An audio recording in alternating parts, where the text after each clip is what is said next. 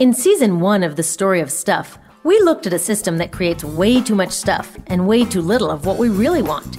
Now we're going to start looking at the stories behind the story of stuff. That's where we'll find ways to turn this situation around. Welcome to Season 2.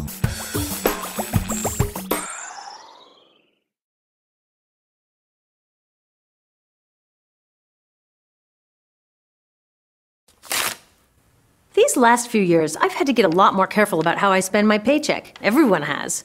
Like I'm eating out less often, holding back on expenses I don't really need, and saving for my kids' college. I'm getting more responsible, taking control of how I spend. But one thing I can't control is that every month a big chunk of my paycheck goes off to our government. It's not the most fun part of my budget, but I believe in paying taxes. Not just because it's the law, but because it's how I invest in the better future that I can't afford to build on my own. You know, that future that we all want, and nearly every candidate promises us. Great schools, a healthy environment, clean energy, good jobs. But a funny thing happens to our money on its way to that better future. It seems to disappear. And by the time we get around to investing in that future, all I hear is, sorry, not this year, we're broke. In fact, we're so broke, they say, that we have no choice but to slide backwards, cutting things that made this country great, like schools and the EPA. Maybe even Social Security and Medicare. Wait a minute, broke? I'm sending in my fair share of hard-earned cash every month, and so are you. If everyone did, we'd have plenty of money. Now, what we've got to work with shrinks a lot thanks to corporate tax loopholes and unprecedented tax breaks for the richest 1%. But even after those, we've still got over $1 trillion. So if we're broke, what's happening to all that money? I decided to look into it, and it turns out this whole broke story hides a much bigger story. A story of some really dumb choices being made for us, choices that actually work against us. The good news is that these are choices, and we can make different ones. So where is all that money going? Well, first the military takes the biggest chunk, $726 billion in 2011. Wow, we could build a lot of better future with that kind of money. Spending billions on fighter planes that we don't need, or wars with no end, and then saying we're broke just isn't honest. It's like calling your kid from your billion-dollar yacht to tell her you can't afford her school lunch money. Then hundreds of billions more go to propping up the dinosaur economy. You know, the obsolete system we talked about in the story of stuff? The one that produces more pollution, greenhouse gases, and garbage than any other on Earth, and doesn't even make us happy. In so many ways, it's just not working. But we're keeping it on life support instead of building something better. A lot of that life support comes in the form of subsidies. A subsidy is a giveaway that gives some companies a lift over others. That's not necessarily a bad thing. We should help companies that are building a better future. The problem is our government keeps lifting up companies that are actually dragging us down. Everywhere you look along the dinosaur economy, you'll find these subsidies. There's spending subsidies, where the government just gives our money away, like payments that benefit big agribusiness while helping drive family farms off a cliff. Or the less obvious version, where the government foots the bill for things corporations should pay for themselves, like cleaning up toxic chemical spills or giant livestock manure ponds. Or building roads that only go to one place, like a new Walmart. Or paying for polluting and wasteful garbage incinerators that would never make financial sense to build on their own.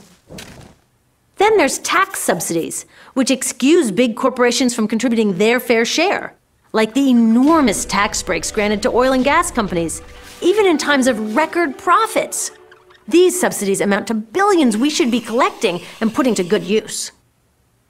And then there's risk transfer subsidies, where our government acts as an investment bank or an insurance company for corporations doing risky things, like building nuclear reactors. If anything goes wrong, we have to cover for them. There's freebie subsidies, where our government gives stuff that belongs to all of us to corporations for cheap or even free. That's billions more that we should be collecting but never see, like permits to mine public lands granted at prices set in the mining law of 1872. Really, 1872. President Grant signed this law to encourage settlement of the West. Newsflash, it's settled. And all this doesn't even count externalized costs. They don't show up on any spreadsheet and could amount to trillions of dollars, including all of the damage to the environment, public health, and the climate that this dinosaur economy causes. Without laws that make these polluters pay, we all pay with the loss of clean air and water, of increased asthma and cancer. By the time we've handed out all of these subsidies, there isn't even enough money to pay our bills. Forget about building the better future.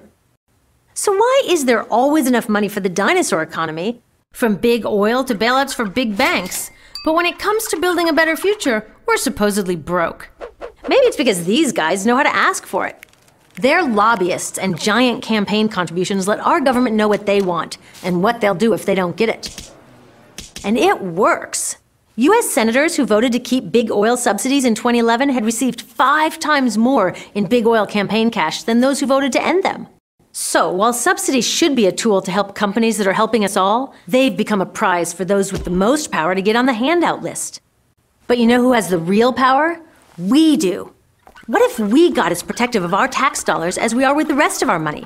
What if we told our government what we want and what we'll do if we don't get it, starting with voting them out? We could redirect these dinosaur subsidies, freeing up hundreds of billions of dollars. Forget broke, we could start building a better future right now. We could begin by reinvesting the $10 billion that we spend on oil and gas subsidies into renewable energy and energy efficiency projects. With just half of that amount, we could provide solar energy to about 2 million households.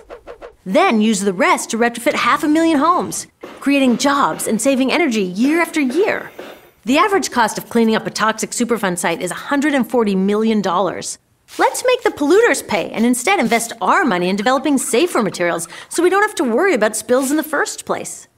Most chemicals today are made from oil. That's why they're called petrochemicals. Switching just 20% of them to safer bio-based materials would create over 100,000 new jobs. And instead of subsidizing garbage incinerators, let's subsidize real solutions like zero waste.